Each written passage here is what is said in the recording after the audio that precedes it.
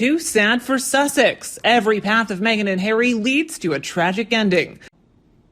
According to a royal expert, one of the few good things to come out of the devastating worldwide pandemic is the exposure of the hypocrisy and lack of empathy of the Sussexes.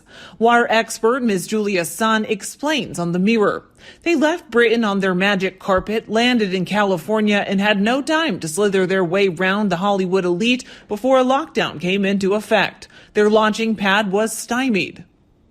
The world was too busy supporting each other through the hardship and grief to stop and listen to two grifters promoting themselves endlessly. The Queen was criticized for looking as if she was sitting back doing nothing, when in fact she was personally suffering, watching and allowing a beloved grandson to self-destruct. By doing nothing, she was slowly depriving them of oxygen, and with all the lies and hot air emerging from the court of Montecito, it needed all the oxygen it could get. The Queen, in effect, gave them enough rope to hang themselves. It seemed to take a while for the Americans to see through their smokescreen, but they appear to have now, and now karma will finish off the job. Fame or infamous, whatever gets her to her goal. It's the reckless trail of insults and basically poor breeding. The woman doesn't have any morals. They could have done exactly the same thing without hurting an institution that's existed for centuries. Nobody tied you down and forced you into marriage, and I just find their both ungrateful behavior disturbing. I wouldn't mind seeing less of them. Is it true that they paid to be on the cover of Time?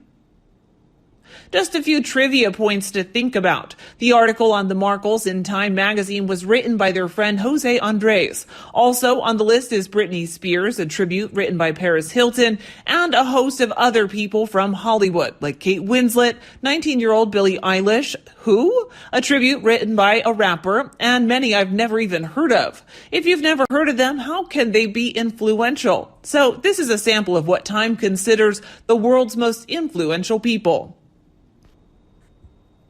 Since Meghan Markle and Prince Harry did the Oprah TV interview, their popularity and support of the American public has plummeted. This interview was to be sold around the world, but it was targeted at Americans. But Americans seeing so many holes in the couple's story during the interview.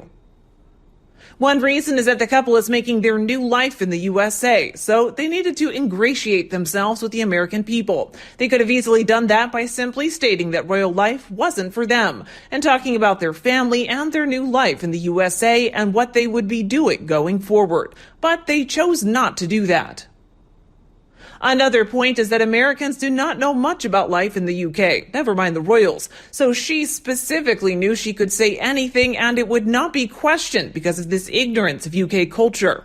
Even Harry chose to correct his wife on things that he knows to be untrue, such as how titles work, and I think this stems from his statement that what Meghan wants, Meghan gets, and she wanted to do a hit piece, so he supported her.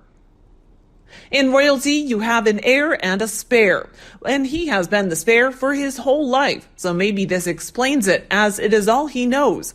However, British people know their own culture, so they could correct all the misinformation and did so. Why? I think it's because we are much more cynical and therefore less gullible people. Meghan was trying to start a revolution against the royal family. She thought she'd expose them and they'd be forced to change their ways into hers. It was a sting, orchestrated and directed by Meghan and Oprah. If Meghan Markle can't be at least the co-leader with the Cambridges, then she wants the British monarchy absolved before Catherine is crowned consort. Because that insults Meghan, you see, that she's not even on the same level as Catherine.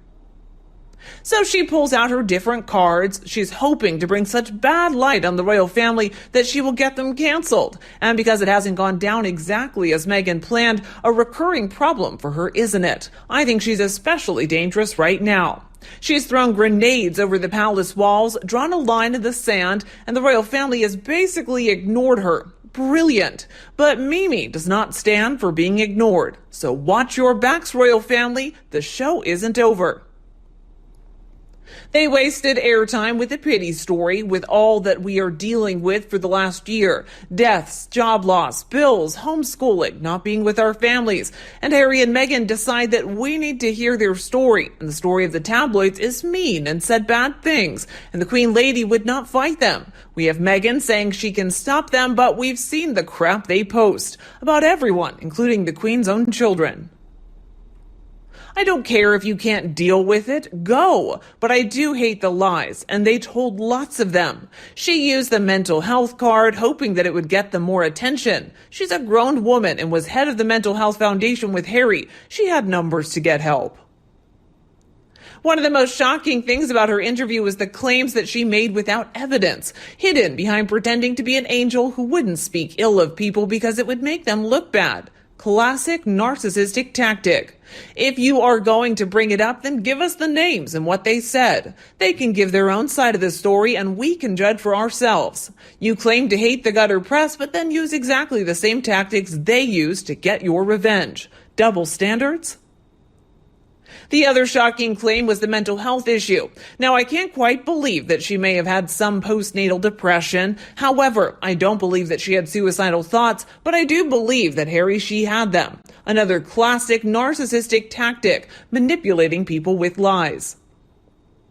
In relation to mental health issues, I would be far more concerned about Harry. He's not the sharpest tool in the box, to be fair, and he lacks solid character. He lacks will and direction, all of which he's adopted, for want of a better word, from his wife's large box of tissues. It's not really his fault, as his place in life was as a standby king should anything unfortunate happen to his brother, until he in turn produces an heir, which of course he has. His life has been spent preparing for something that will never happen. Now, this claim made me very angry because I didn't believe her, and I've dealt with people with mental health issues, including severe mental illness, for most of my life. People who lie about mental health issues to get out of prison sentences or to make themselves look like a victim are disgusting because they undermine the experiences of genuine victims of mental illness. I'd like to add that in the past, Harry had worthwhile purpose through his military service and related charities. What is his purpose now? To be the lapdog husband of a vain, shallow, and narcissistic woman? From now on, he must serve her aims, her ambitions. If there had been spiders, she would have already eaten them.